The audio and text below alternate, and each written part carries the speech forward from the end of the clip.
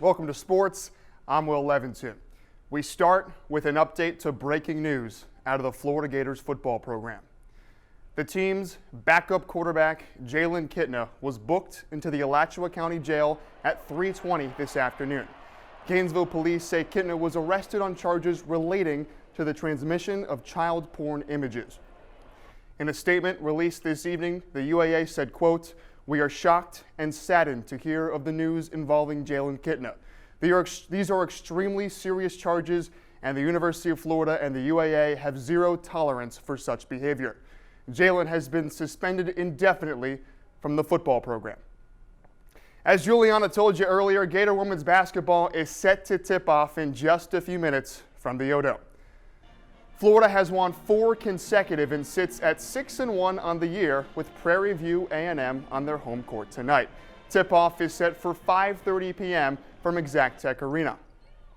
Also at the O-Dome tonight, Gator men's basketball will hit the hardwood after the Gator women's game concludes. Coming off a blowout loss to West Virginia, Florida will look to get back on track against Florida A&M. With the Gators now 4-3 on the season, head coach Todd Golden said he just wants to see his team improve. We got to keep getting better. We have good potential. We've shown the capacity to be a good team. And obviously the West Virginia game leaves kind of a sour taste in our mouths. Tip-off is scheduled for 8 p.m. At the high school level, the Gainesville High School Hurricanes boys basketball team took down the P.K. Young Blue Wave to remain undefeated last night. It was a hotly contested affair throughout at the electric GHS Purple Palace. Feeding off the crowd, the Canes took down the Wave 57-54 to improve to 3-0 on the Young season and dropping P.K. Young to 0-2. Gainesville senior guard Theo Stevens was a man on a mission, leading all scorers with 22 points in the win. Stevens is determined to build off a stellar junior season in which he averaged 17.7 points per game last year. The Canes will look to stay hot on Friday as they hit the road to face an also undefeated Palatka squad. Meanwhile, for P.K. Young, they'll be in search of their first win next week when they face the Eastside Rams on Tuesday.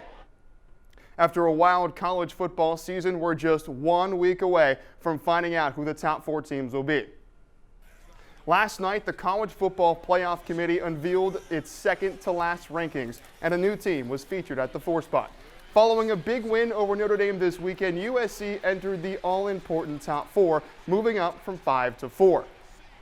After upset losses from LSU and Clemson over the weekend, the top 6 looks like this heading into championship weekend. All top 4 teams, Georgia, Michigan, TCU, and USC, can clinch their ticket to the playoff with a win this weekend. Meanwhile, on the outside looking in, Ohio State and Alabama, boy, they'll need some help from the underdogs on a big championship weekend. That's it for sports.